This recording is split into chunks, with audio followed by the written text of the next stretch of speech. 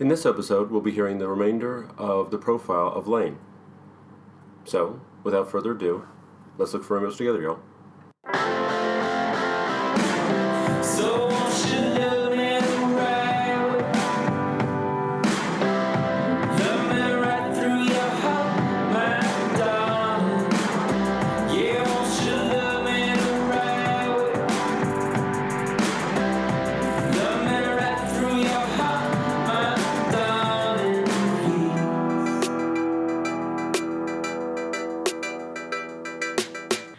So how do you feel generally about the church's policies and the advice that they give for gay Mormons? Whew. Which I know we've talked about kind of, but Yeah. just, you know, you don't have to be super specific or super vague, just whatever you feel like. In general, I find it to be very... This sounds... Okay, so I'm going to throw out a disclaimer here right now for everything I've said and am going to say that I promised myself coming into this that if I couldn't share all of my answers 100% honestly, regardless of how people would like it or if they'd be hurt if they heard me say it, that there is no point of me sharing it. If I'm not going to come here and give my 100% honest opinion, because I've never really felt that I could for a lot of these really dicey issues, if I couldn't do that now, then there wouldn't be a point. So, Agreed. with that being said, I'm still a member of the church. I still attend church. Right. But that doesn't mean that I am super excited about everything about it.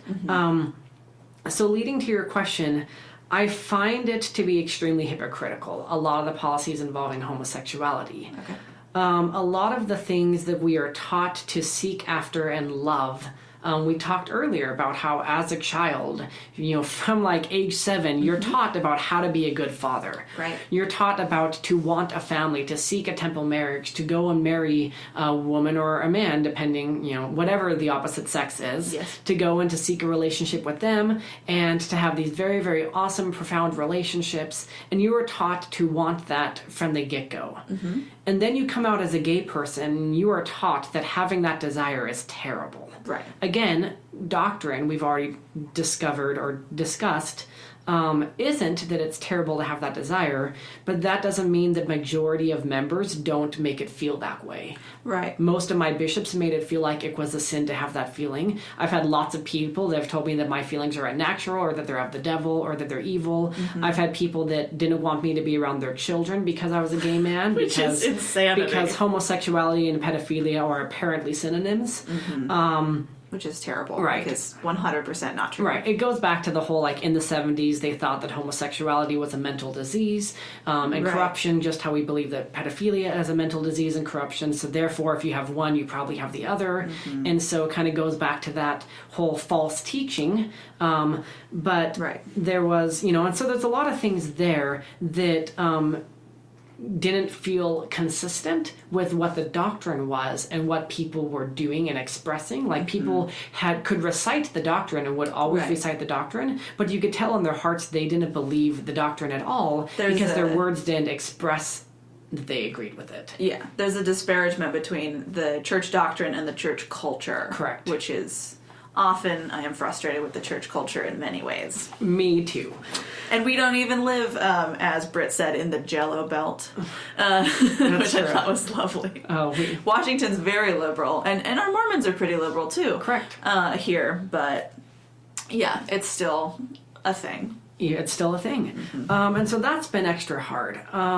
As well as the whole desire to have a family, that it's such a pure, wonderful thing unless you're gay. Right. And then it's suddenly the thing you're supposed to avoid the most. And that is so hard for me as a human being, but I think specifically as a gay man to wrap my head around that, because it's not just that we're saying, oh, temple marriage is the best, all other marriage is awful. No. It's just having a family in general, having someone that can make you a better person, Right. having someone that can help hold you accountable, having someone with whom you can give your love and develop those attributes of Christ, like patience and Right. and faith and love and charity. Having a relationship where you can do that, having children are all righteous things. But when you're a gay person, suddenly that most beautiful of all righteous things is now one of the most cursed and wicked things of all mankind. Right. And that is so hard to understand and so devastatingly sad, because you instantly, once you realize you're a gay man, you have to choose between, eventually the choice is going to come up of, you have to choose between having a relationship where you can actually feel love or having a relationship with God and the church. Right. And you can't have both. Because if you choose to have a same-sex relationship, especially towards marriage with the new policy, you're 99% going to get excommunicated.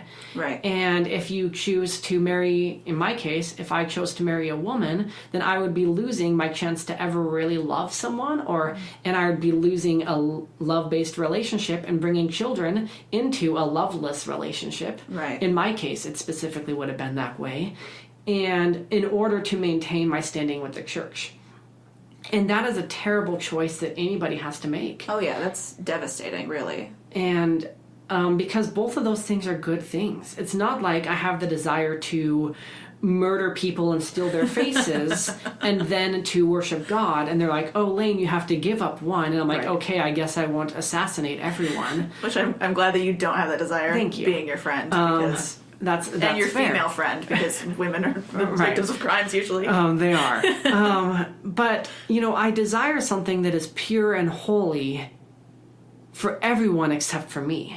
Right. Or everyone except those in my situation. Yeah. And that feels so inconsistent with the gospel to me. Mm-hmm. If God, and I think that this is why it's so hard for so many gay men, or yes, I keep saying gay men because I am a gay Right. man. When I say that, I mean the entire LGBT community. Right. Because we all have different struggles in this exact same avenue. Right, even if you're bisexual, that like the fact that Right. if you were attracted to the same sex and you couldn't do anything about Correct. it, it's like that one's garbage, and it's like that doesn't make me feel Right, good. or being transsexual and all that entails that. Right. There's so much that entails that situation.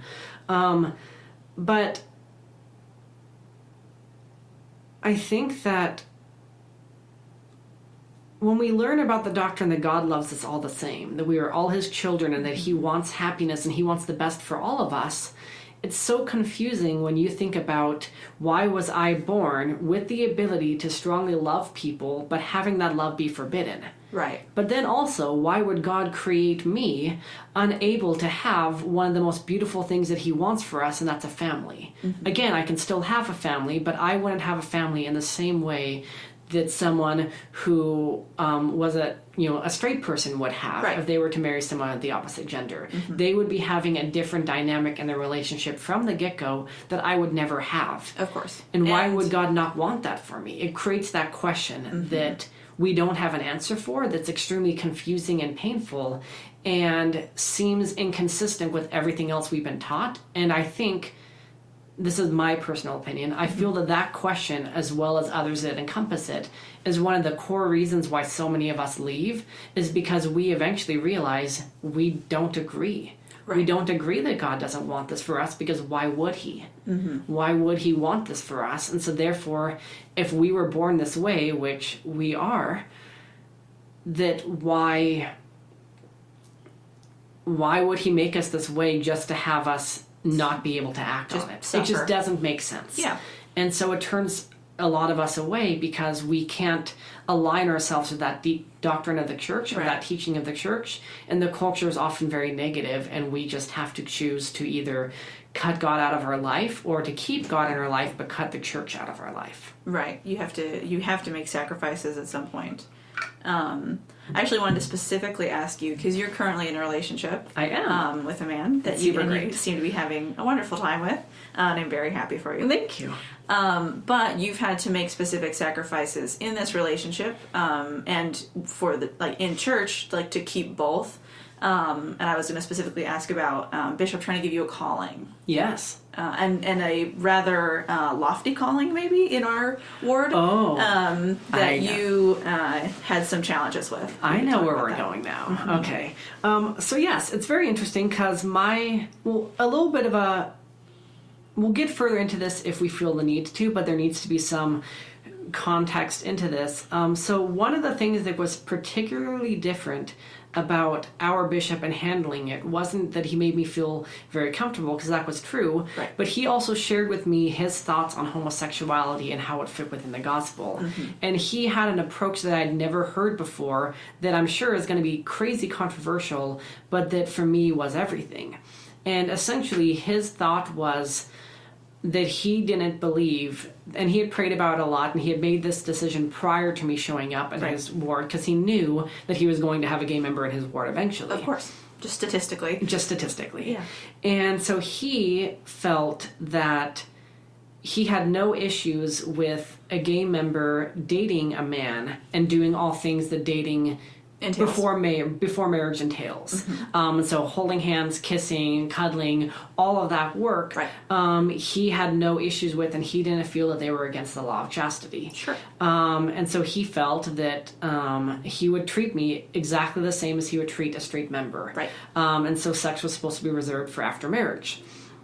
And so that blew my mind, and I had a lot of issues with it and resistance, and I had a lot of prayer about it, and I talked to my counselor a lot about it and thought about it again, and I just felt the most overwhelming peace and understanding and love when I heard it. And I really felt like this could be an answer. Right. We can exist in the church. The caveat, how do you pronounce that word? Caveat is what I That's what it is. I was combining a lot of things. The caveat there was that how doctrine currently sits, and Bishop can't override this, Of course. is that sexual relationships are out forever. You can hold hands and do all these things up until marriage, but then because of the policy, you can't really get married either, because you're going to get excommunicated. Well, and they don't really consider it marriage. Right. Because it's marriage is between a man and a woman. specifically, Absolutely. and And only. so even if you do happen to get married and not get excommunicated, you still cannot have sex with your partner Because you're not because you aren't technically actually married. married. And even if you are somehow, if they acknowledge that you're married, you're still having gay sex, which they still consider to be a sin. Yep. And so the limitations of your relationship are definitely there. You have a new ceiling, Right. because of the church instead of because of you. Right, absolutely. So I loved that Bishop kind of separated the law of chastity, because many times, for those who don't know, the law of chastity is our law of sexual sin, Right. essentially. And so it includes no marriage before sex, No sex and before marriage. You said yes. marriage before sex. Yes. You must have sex before you get married. That is No, what we teach. That is false. Let me correct. You are not allowed to have any sex before marriage. Yes. And then when you are married, you are faithful to that partner. No pornography, no masturbation, things Yep. of that nature are part of that. But all of those are sexual things. And then homosexuality in general, as a blanket term, is thrown in to the law of chastity as a sexual thing. To say no to entirely. Right. And that was always confusing to me, because if it is a law about sexual purity, how would me kissing a man be a sexual thing? Or how would me Right. holding hands with a man be a sexual thing? Because that's fine if you're straight. Right. Those are that completely isn't okay. considered a sexual sin, because one, it's not a sin, and two, it's not sexual. Yep. But suddenly, when you're a homosexual person, all if bad. you are trying to hold hands with someone, that is considered a sexual sin. Which is and that never insanity. made sense to me. Right. But I didn't realize it didn't make sense until my bishop was explaining all of this. And I just felt such a peace that this is where I was supposed to be, that the Lord had led me to this counselor. The Lord, because the new job that I took that brought me into the ward and then closer to this counselor was one of the worst jobs I've ever taken in my life, and was a terrible decision in all regards. Right. But it brought me here, and I really thought that was the purpose of that job. Because I was devastatingly poor and couldn't really afford to pay my bills, and had to eventually get a new job, and eventually things turned around, but it was hard for a long time.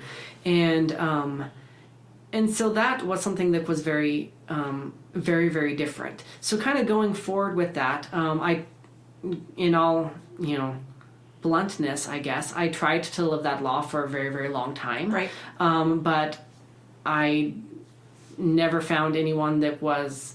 There's one other gay person in our ward, who's openly gay, at least. But I we don't have attraction to each other, and so that kind of limits your choices still Right. of finding a gay Mormon who wants to have a relationship with you, but then who wants to be celibate their entire life. Right. And if they have the beliefs behind it, it's at least possible. When someone doesn't believe those things, or as most gay culture, doesn't really even believe in God, or is very agnostic about how they handle religion, the concept about not having sex because God is saying it's a bad thing doesn't make sense. Right. And so I did have one relationship where we were celibate, and it definitely was a toll in our relationship. It was a negative relationship in most regards, to be fair, but that was definitely a toll.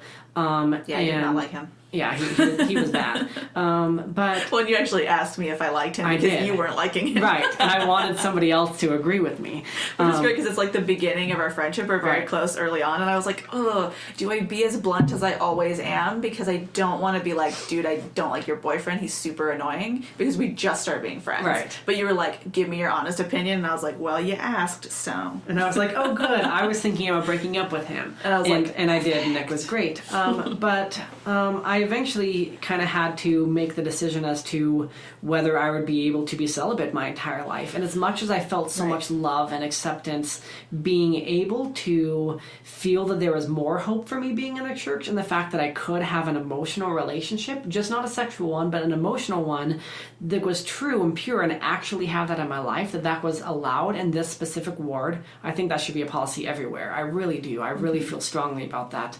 Not just as a person, but spiritually I do. But that also is a tough ask, and it came to a Right. point where me and my partner had to decide, and the decision was that I was going to not keep that commandment. Right. And there's no point in waiting till marriage, because again, the church doesn't acknowledge our marriage. Of course. And it would still be a sin afterwards, so what is the point of waiting? Right. And so then therefore things like cohabitation, again, what's the point about waiting till marriage if the church doesn't acknowledge our marriage? And so cohabitation after marriage is probably still also going to be a sin. Right. Doesn't matter. And so then I've proceeded with all those things, even though we are not married, therefore I'm still a member of the church. And all other laws I keep except for that one. And But Bishop tried to give you a calling. but Bishop tried to thank you. I was Extend trying it to to figure you. out why I was explaining Yeah. all this. Thank you for keeping me on track. You're the best. So Bishop tried to give me a calling after I was living with my partner, and Bishop knew I was because I consulted with my bishop about the decision beforehand, Right. so that everyone knows I've been strangely close to my bishop. Well, that sounded terrible. I've considered my bishop's opinion in a lot of my romantic situations, Right. more than what most people would. Probably, yeah. But he also has created an environment where that is allowed, and very helpful. And it's nice to get some reassurance from a church leader, or so forth. And so my bishop and I discussed pretty heavily before considering the pros and cons about moving in with my partner and not getting married, or getting married to my partner, or doing neither, or doing both, and so forth. And we decided for the moment that we would live together and be partners but not be spouses. Right. And we'll see, I do eventually want to get married, because why wouldn't I? I've been taught how wonderful marriage is, and I really want to have that. But for right now, this is enough for me. Right. And I'm able to maintain my membership of the church. So then, Bishop offered me a calling not too long ago to be the ward executive secretary. And for those who don't know, I'm going to say this very casually, but there are certain callings. Callings are assignments that we do in the church, whether it's lead the music, play the piano, Right. teach a lesson, help schedule appointments, things of that nature. And some callings are higher than others. That's Yes. not how we say it, because it has a bad context, but Yeah. They're all certain ones- important, but some of them are Right. Some have of them are different essential, requirements. and some of them aren't. We don't have to have someone to lead the music in order to have a church session. Right. But we do have to have someone who leads the congregation. Yes. That has to exist.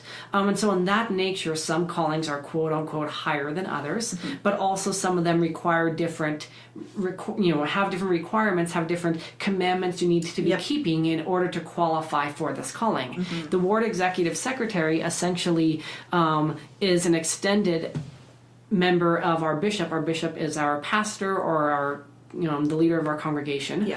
And so we, and he has a secretary that books all of his appointments and things of that nature, and therefore he learns some things about different members just because he's around when things are happening. Right. And so it's a very, very big, important calling. And for me to be a gay man who was living with my partner and having sexual relations with my partner that my bishop knew was happening, to have that extended to me was mind-blowing. Right. But also, Bishop had to make it very clear, in order to do this, you would have to be temple worthy, which would mean I would have to give up my sexual relations. And I talked to my bishop very strongly about it, and I said, what about me cohabitating with marriage? And he said that he thought about it a lot, and he just really didn't felt that that was part of the equation. That he really felt I could, wasn't. correct. Yeah. That he felt I could continue living with my partner and dating as we were, but just I had to eliminate the sexual relation.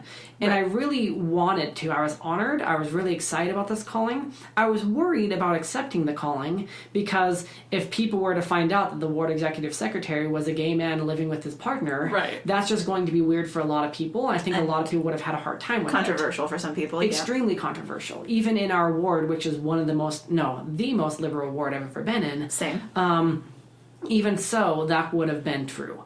And so I had to talk to my partner, who isn't LDS. He's not religious at all. Which is a whole, like, very difficult to explain to people who aren't religious, like, to understand things about the church and to, like, in any way for it to make sense to him. Right. Like, why you would even consider that. Right, he has no testimony of that. That means nothing to him. So it's just like, ugh. And so we had a conversation about it, and essentially, one, I didn't feel it was fair to ask that of him because I wasn't just giving up sex for me, I was giving up sex for him. Right. And I wasn't saying like, oh hey, like go get somewhere else. Like, Yeah, of course. Neither of us wanted that. No. And so I had to make that decision, but also I had to think about whether it was reasonable. And living with my partner, sleeping in the same bed as my partner, and not having sex with my partner, not doing any light petting, Right. which I hate when we say that. It's a gross but term, It's but a terrible I term. understand. But you know, like nothing even Yes. like that that we were allowed to do didn't seem reasonable or possible. But also, kind of looking back into my past of having sex introduced to me as a 4-year-old for the very first time, and having is that be up terrible. until my life till about 10, and then I later had another abuser at about 14 for about another year and a half, and then that's been all my sexual abuse experiences. But it's something that's always been a part of my life, and in some capacity, and therefore porn was a very, very natural thing for me. Why Right. wouldn't it be? And I also had a hard time feeling shame with porn because I had been molested as a child, and that felt worse to me than porn.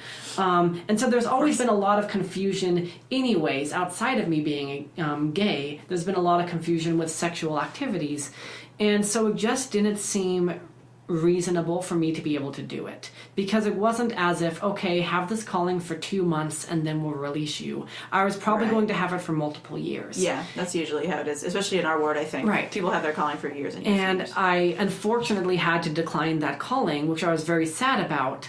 And in a lot of ways I wish I would have taken it, but in a lot of ways I understand why I didn't. I think it was an opportunity that the Lord really wanted for me, and that I could have done a lot of good, and I think it would have really brought a lot of spiritual, I think, wealth back into my life that I've been lacking Sure.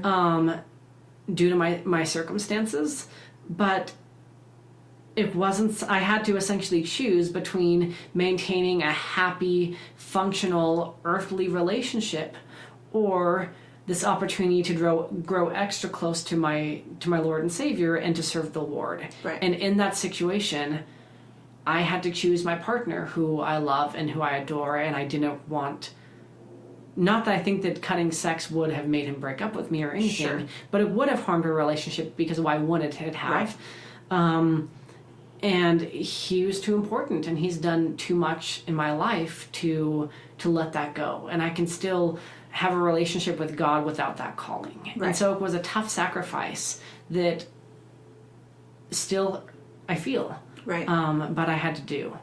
And this is just, I think, another example of, how difficult it can be, even just to potentially get a calling, in our church when you're in the like LGBTQA plus, that something so simple for most people is just like, oh, I should take this calling because I've been offered it and I am worthy of it, and so that's fine. Or like, I do have to correct this thing in my life, but I should do that anyway because God would want me to, compared to someone in your situation who's having to choose between like love and happiness and a calling. Right. That they do really think, that they should have, or that like they know is extended to them for a reason. And that's just not something, once again, that straight Mormons have to deal with. Right. It just isn't. It isn't. My roommate and I were talking about this, and I was really curious to ask you. So gay marriage is legal now, right? Correct. And even though the church doesn't recognize it, that doesn't mean it's not happening.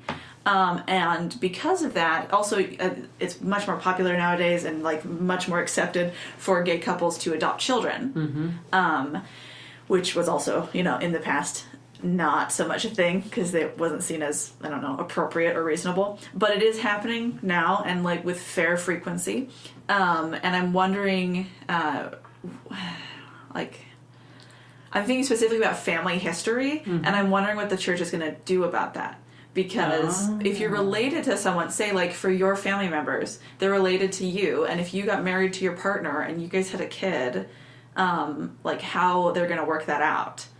Because in our current system, it's like man, wife, child. Right. And clearly we've made like concessions, like the church has, for like plural marriage, which is not practiced anymore, but has happened in the past. And so you are able to add like multiple spouses, right? Or in case like somebody get divorced or somebody dies or whatever. But currently there's no same-sex option in any way. And I'm wondering if you think that they're going to like need to add it, or if they're going to like, I don't even know what they would do otherwise. No, it's a good question, one I've never thought of. Family history isn't my jam. It isn't something that I really participate in. Right. And so I think that eventually they will need to, just for the sake of family history, because that's so important to us. But I think that they will equate that with that association with therefore accepting homosexuality, which it isn't. Acknowledging that it happens isn't the same as giving your support. Right, which is, like I said, with plural marriage, they do the same thing. Absolutely. It's like, that happened, we don't do it anymore, but because of how records work, and just to keep them accurate, we have to do this. But yeah, I was just curious. Yeah, that's a great question. And I'm really curious about how the church is going to like bring that about, because I think they are going to have to do it eventually.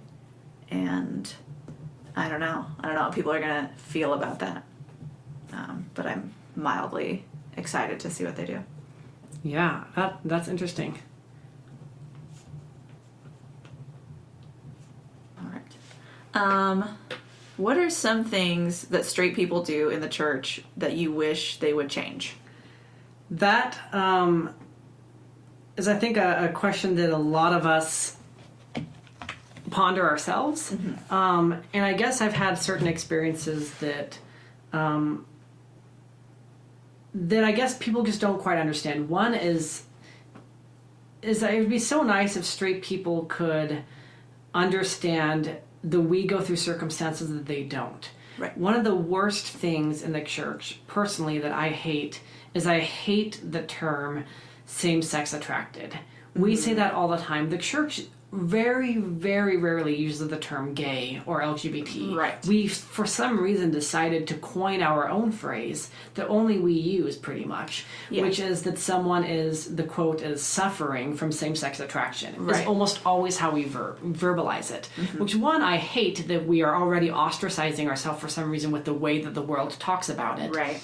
But also, I feel that it's very consistent with the doctrine that they teach, is that saying somebody is suffering from same-sex attraction is like, oh, I'm suffering from the malaria. flu. Yeah, and I'm just going to overcome it, and it's going to be cured. And so it makes it seem very temporal, or it makes it seem so many times homosexuality has been compared to me as like a drug thing. Like, oh, hey, people have the desire to drink alcohol, but we don't encourage when they do it. Right. You have the desire to sleep with men. That doesn't mean we think it's great.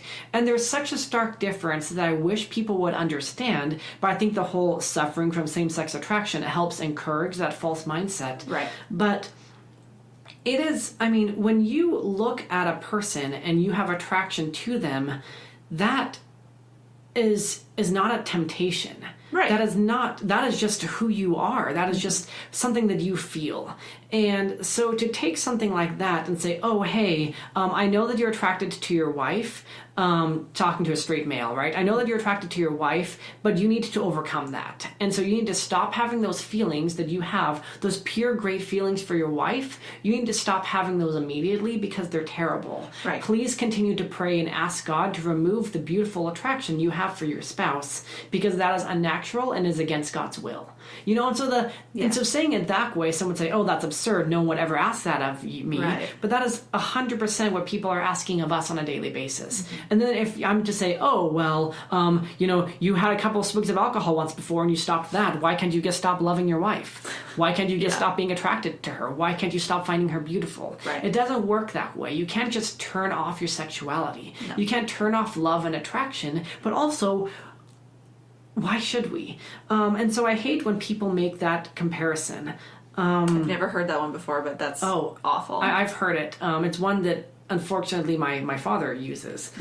He specifically compares having, if I was to bring my partner over to my parents' home, he considers that the same as if I was to show up at his house drunk or high, and he wouldn't want that in his household, so why would he want a homosexual relationship, whether we are doing anything or not? Why would he want that permitted within his doors? Ridiculous. And so I've heard that not just from him, or from other members of my family, but from many, many other people. I've heard similar things.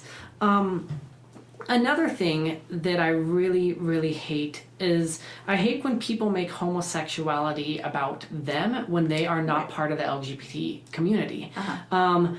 It has been mentioned on this podcast before, I believe, that I think this is one of the reasons why the podcast was started, was to give gay voices or LGBT voices the opportunity to talk about LGBT issues themselves and not have other people doing it for us. Right. Britt mentioned that the articles are always written by straight people about gay people. Right. And almost always also about, like, the straight people around the gay people. Right. Like the family that's so supportive of their gay kid instead of about the gay kid. Right. Absolutely. Like, oh, look at this straight family. They did such a good job in supporting their son and not making their son feel terrible. Let's talk about how great they are. Right. And they totally overwrite. But that has such a negative light because it makes it seem like that the burden, that the gay child is then indeed a burden on their family. Because otherwise, why would we have to talk about this family and celebrate their ability to overcome the trial of their son being gay? And to love their child in spite of that. Oh, congratulations. Let's please,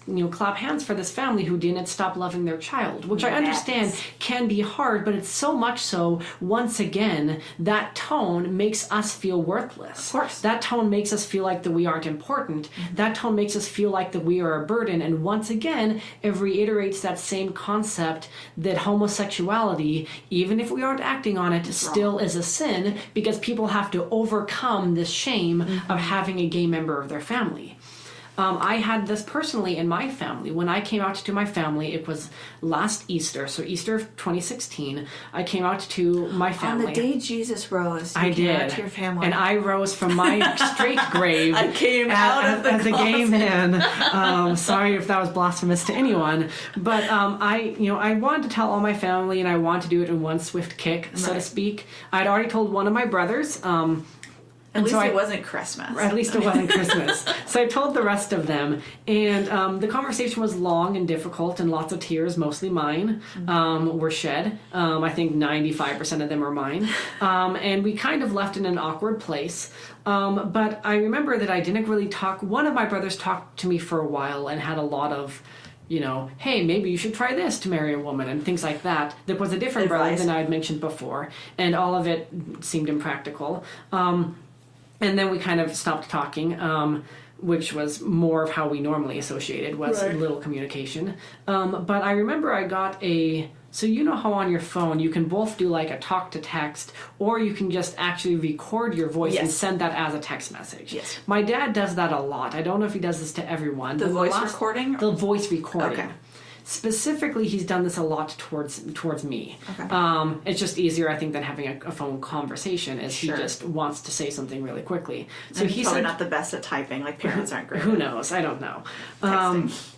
But he sent me this message, and essentially it was about a month after me coming out, and it was very, very quick, like, "Hi, Lane.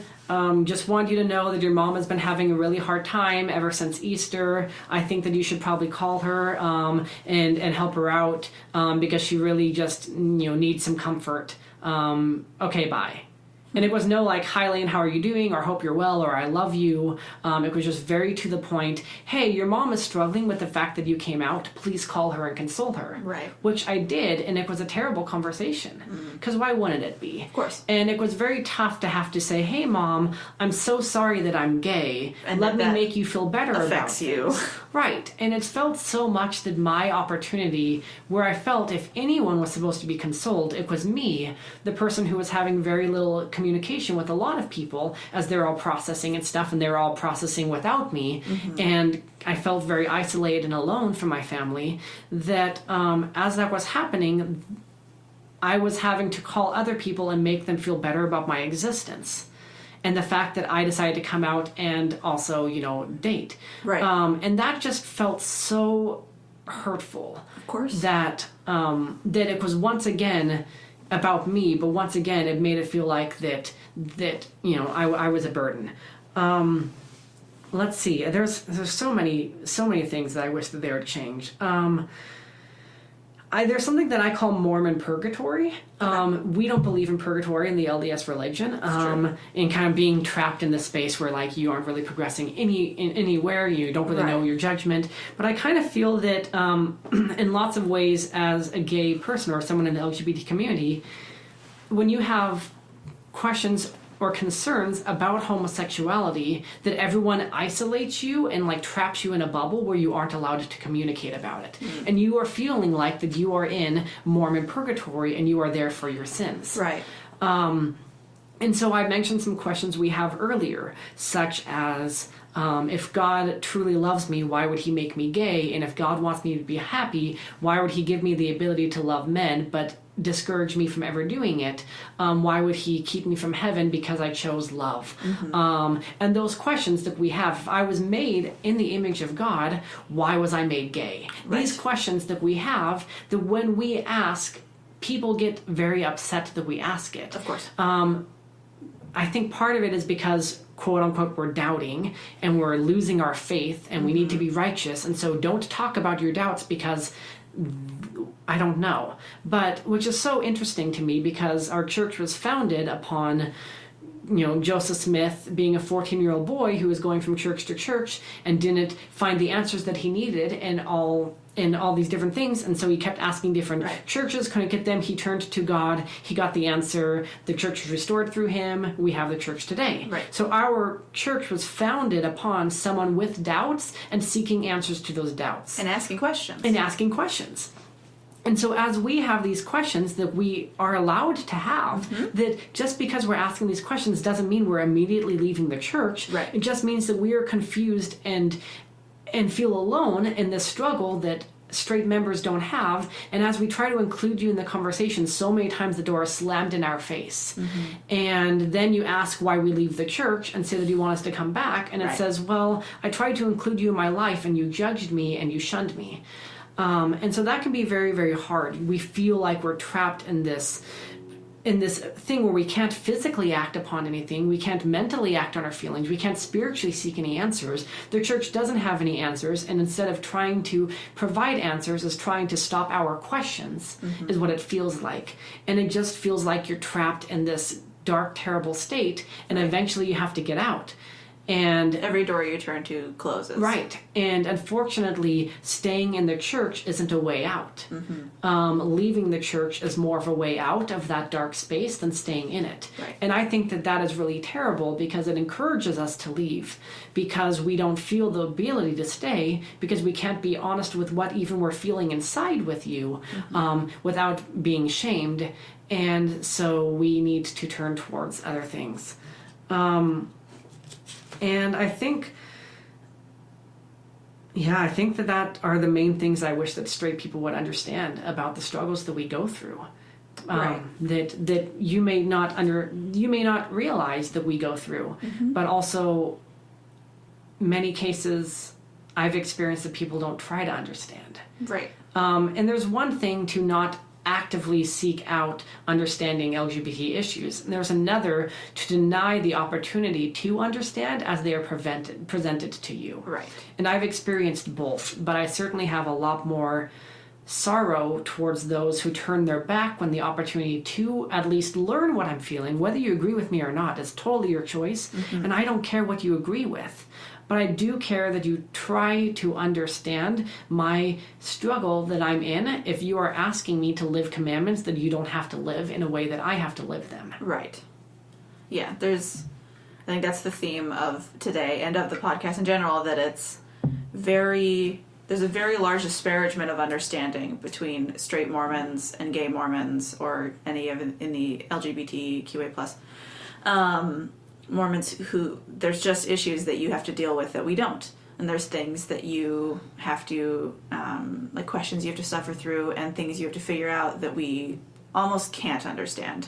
Like we can try, and people who do try, like, great for you and you're doing a great job, but there are always going to be privileges that we have that you don't because of just how circumstances are. And it's unfortunate, but I think this is the best that we can do, is have these conversations and like let people in those circumstances have a voice and discuss them. So Absolutely. all right, Elaine, so we talked about how you felt with your family and how it was with your friends and being at church, but I'm wondering how coming out affected you spiritually and how that contrasted with your beliefs, having been a member all your life. Yeah, it was really, really a tough experience. You grow up, with all these beliefs about, how acting on your homosexuality is a sin and such. But I was at such a point in my life where I didn't feel it was reasonable for me to live a quote-unquote straight lifestyle. It wasn't reasonable for me to stay a member of the church in the way that I had envisioned, where I'd get married in the temple. And so suddenly I felt like I had nothing but lose options. I would either lose out a lot of spiritual blessings by trying to perceive a relationship that could make me happy, or I would just not have any, or what. And so there was a lot of doubt.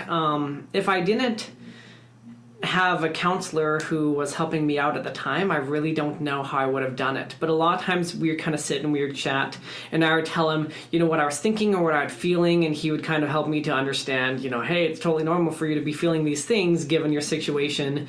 And but there was a lot of doubt, and there were a lot of days that I was just really utterly convinced that I was making the wrong decision, that I was selfish, that I was doing what I thought was best for me, and I was, ruining the lives of all those around me.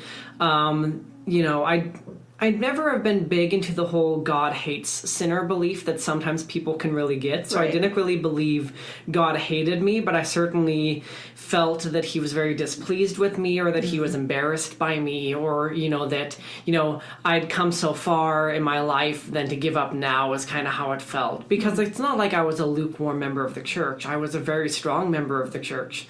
Right, you served a full-time mission, Right. and you have been pretty dedicated to service in the church your whole life. Right, absolutely. And so it was very, very tough. I think one of the hardest things is after I finally decided, because I just really felt I needed to, whether it was for a confirmation or what, I'm not sure. I just really felt compelled to pursue dates with with men, with, you know, same-sex dates. Right. And I remember that after I went on a couple and, you know, I'd like held some hands and kissed and stuff, you know, just some basics of dating, that I remember I was very surprised that I didn't feel overwhelmed with shame. That I didn't feel like that the spirit was immediately retracted from me.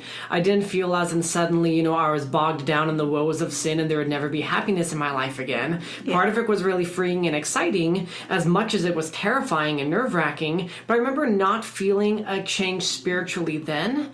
And that was really positive, but in a way it was also negative because my whole life I'd been taught that there would be. Right. My whole life I've been taught that there would be such a loss of spirituality with me, and the fact that I didn't have any shame or guilt for that made me feel like I was such a sinner that I was beyond feeling shame or guilt. Okay. Because I was taught in my life, you're supposed to feel shame and guilt for doing these things. Right. And so because I didn't feel those things, I'm like, crap, I'm so bad that I'm numb to these feelings. I don't even recognize when they happen in my life anymore because I am so far gone. And so I created my own shame Right. because I felt I was supposed to be feeling shame because I was told I should be feeling that. And then I hated Sure. myself for not feeling the feeling I wasn't feeling. I'm probably confusing everyone as I'm talking, and I was confusing myself. Right. And that was a very weird situation because if it wasn't for my upbringing, that never would have happened. Yeah. If You jumped from instead of being like, oh, I don't feel ashamed, so maybe this isn't so bad, you went immediately to, oh, something's wrong with me because I'm supposed to be feeling shame. Absolutely. And the fact that I'm not means that I'm a horrible, terrible person. Right. Which is obviously not true, but it makes sense given your upbringing that that's where you get to. Absolutely. And so I think that kind of started the real down spiral. I mean, this whole time was pretty awful and dark anyways. Easily the hardest thing I've ever had to go through, the worst time of my life, hands down. But that particular moment really just started to make me doubt everything, and, you know, even more so, and it became very much so where I wasn't sure if I could continue, and I just wasn't sure what I was supposed to do. I was very unsure of everything, and I realized that I couldn't live my life that way. That I was either going to have to feel like I had some sort of a confirmation from the Spirit that God indeed still loved me and that I could do this, or I couldn't go through with it. Because living with that even for a few days was so overwhelming, I just knew I couldn't do a lifetime of that. And so thus began a lot of prayer all over again. But this time I wasn't praying to have my homosexuality removed. I was praying to better understand why I was that way. Right. Or I was praying to understand what blessings are in my life because of it. Or I was praying to understand a few other things of that nature. I also, kind of for curiosity's sake, did pray at one point to ask if I would ever feel attraction for a woman again in my life. Sure. And which is a question that I had wanted to ask for many years, but was too afraid to. Right. And the answer was one of the easier answers to come, and it was pretty much like, no, like, that's not really how you are. That's not And in ways that was sad, because it closed that door very much so. Right. It also reaffirmed what I already knew, and it kind of made me feel, okay, well, that's clearly not what I'm supposed to have then, a relationship with a woman that is normal attraction. So either, once again, I'm supposed to have a relationship where I feel, you know, nothing of that nature Right. for a woman, or I'm supposed to have a relationship where I feel that for a man. And so I started praying a lot, and I started having some really weird spiritual experiences. Weird in the fact that I wasn't expecting them to be as strong or as powerful as they were. And I had a hard time believing them, which normally that's not my MO. Right. And so I remember one particular time, for example, as I was going to counseling, and I was waiting, you know, kind of in the waiting room, and I'm praying, and I'm thinking, as I would do every single time going to counseling, I'd pray that we would discuss things that needed to be happened, and that I would understand the Spirit, and that He would be guided, because I knew He was a member too, that He would be guided by the Spirit to say the things that would resonate with me and the things I needed to hear. I was really trying to use Him as a vessel for the Lord Right. to be able to teach me the things I needed to learn in my life. And so I remember I was praying in the waiting room, and I had what I can only describe as a vision. Which I remember it probably in like time probably took like 5 seconds. Right. But it felt like it was long enough. And it was very much so a picture means 1,000 words kind of a thing, where I felt like I saw my life in 2 different ways. And it was just a kind of a quick, like looking through the window in some stranger's house and you kind of get a quick feel of what their taste of, life is. yeah. But I knew all of what it meant. It didn't make any sense. It still doesn't exactly make sense. And I saw myself with a woman. And we had kids, and we had a nicer house, than I have now, obviously. But we had a nice house, and we had like a piano, and our kids were happy and like being musical and stuff. And I remember Right. that, and I felt very spiritual and very full in that regard. I felt very close to the Lord, but I felt very empty everywhere else. Like I loved my kids and I loved my wife, but it felt very artificial. It felt Right. very fake, which is my least favorite thing to feel in the whole world. It really is. I try to be as authentic as I possibly can. Right. And so that was really hard, and it just felt very absent of who I was. I'm a loud, energetic person. I have a lot of quirkiness to it, and I just felt very toned down in every way to be what was comfortable, not standing out in any way, and it just felt unnatural. And then I saw another kind of picture of me, and it was with a man, and we weren't living in this big house. We were living in like a condo or an apartment or something Sure. smaller, and it didn't specifically show kids in the picture. Who knows if they were there?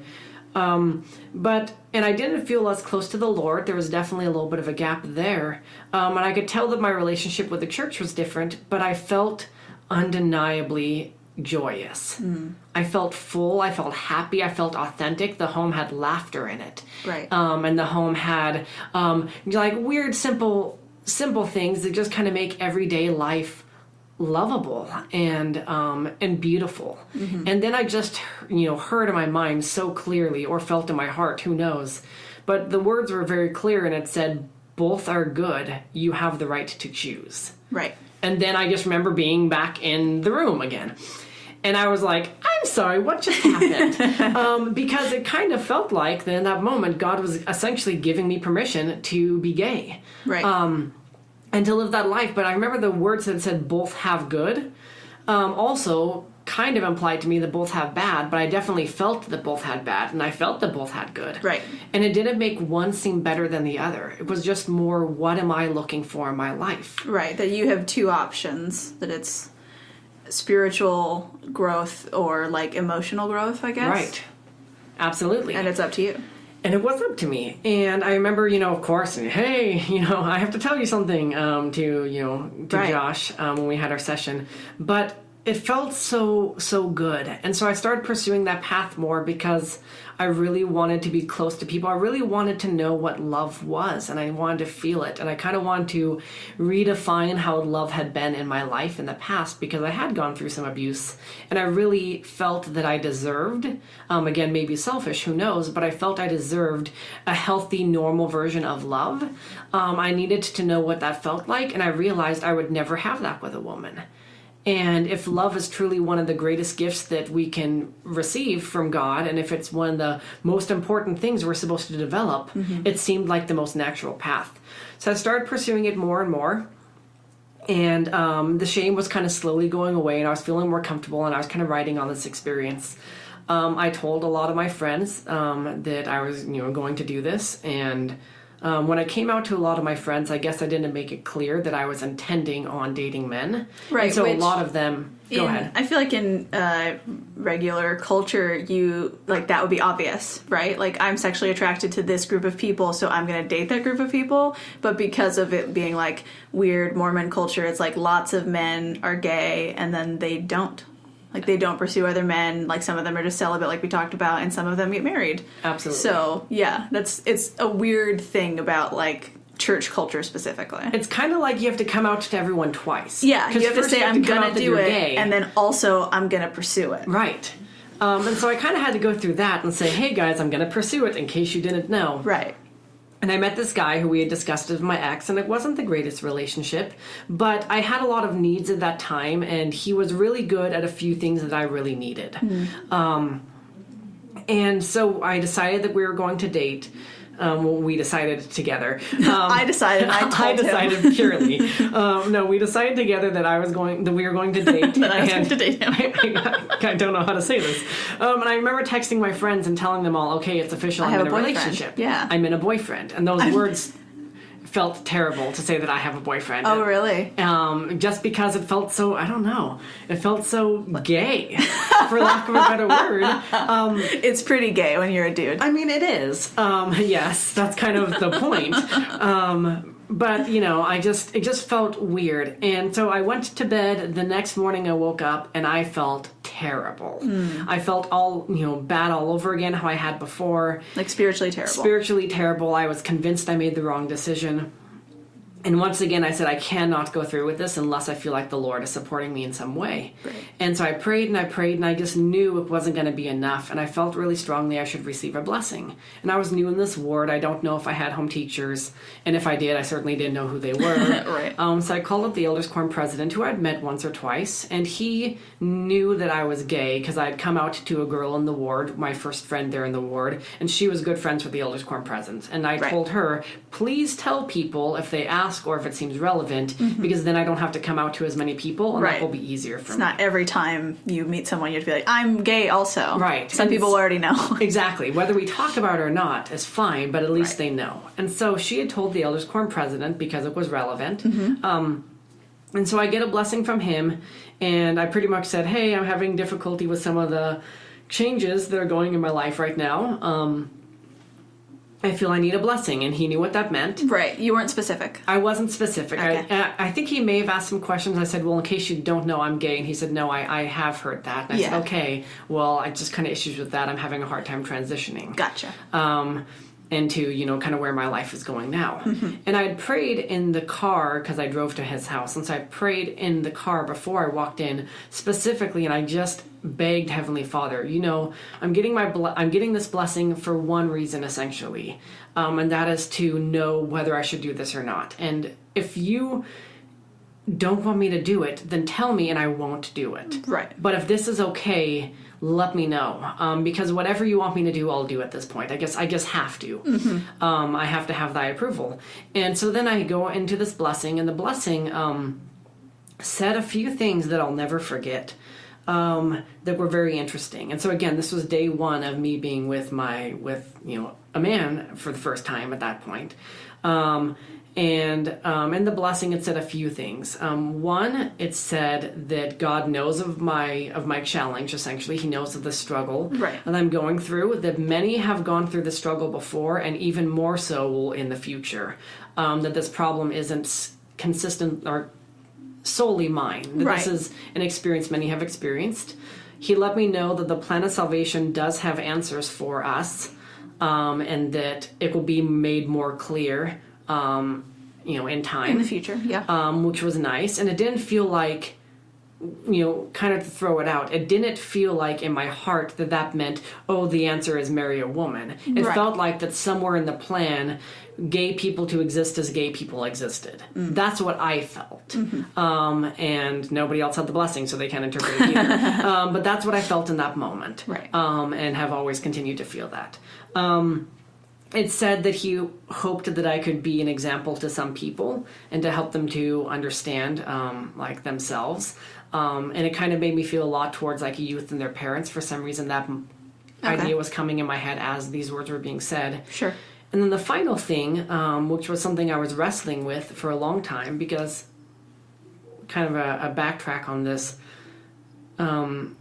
being Christ-like is something I seek a lot. And so I study a lot of Christ-like attributes and how I can better embody them.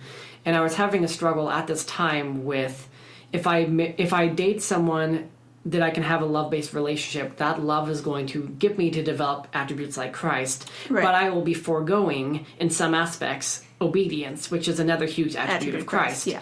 And unfortunately on earth, it seems like the one that really matters is obedience. Right. Obedience, not our faith, determines whether we can go to the temple. Obedience, not our faith, determines whether we can have callings, and so forth. Obedience determines everything. Right. You can be the least charitable, least faithful person in the entire world, but do everything you're supposed to do, and you can have the highest blessings.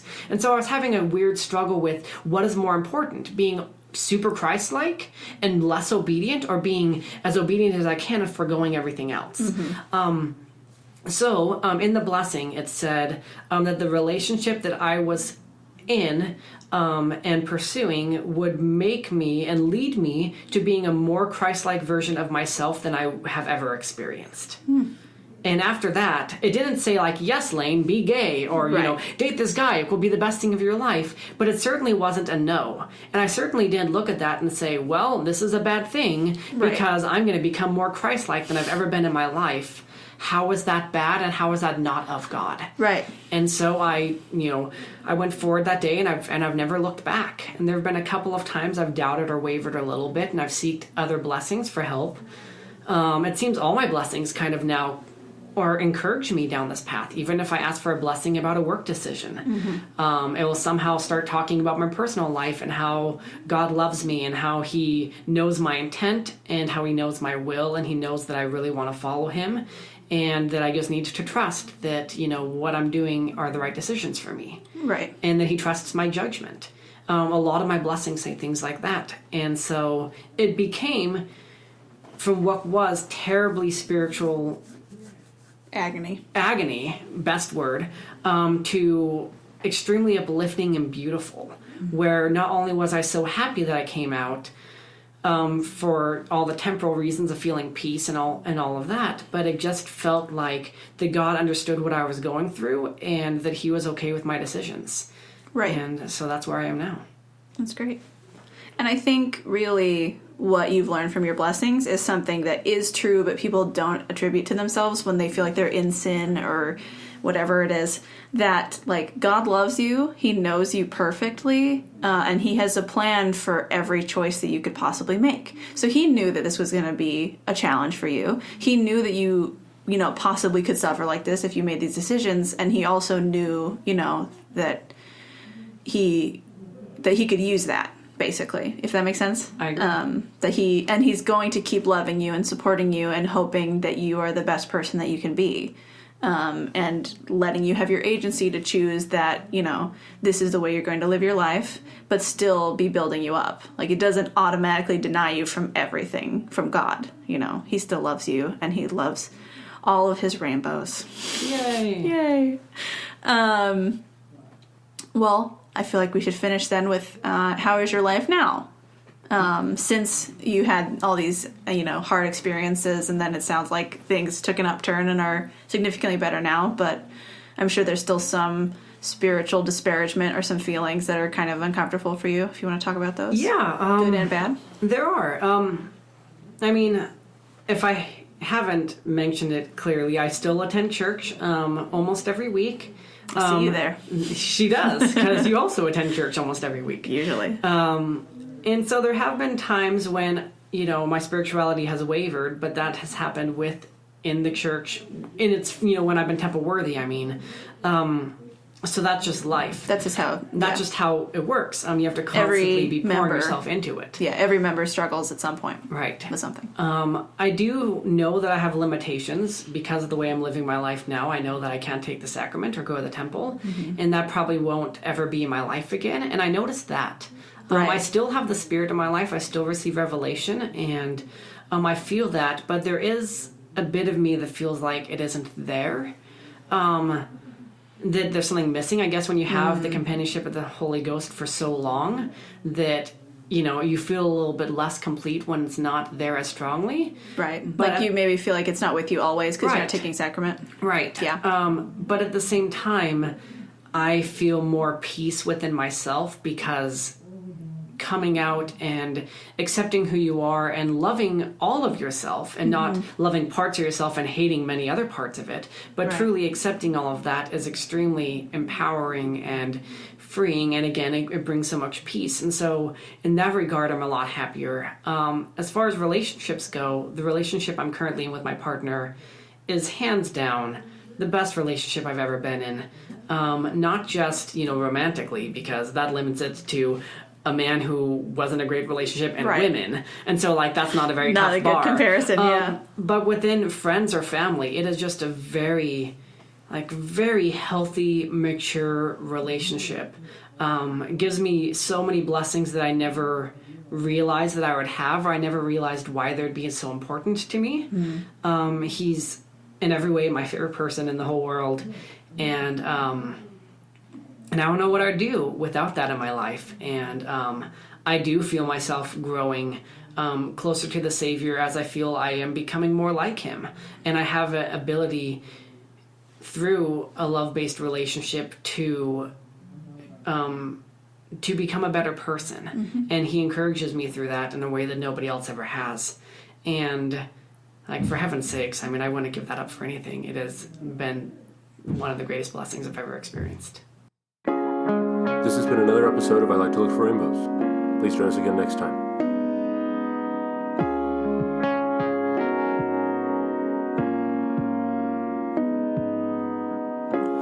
All the things that I love might be over, and I'm stuck here, both hands full of closure. But I'm not sorry for me. I know that it's not my fault, not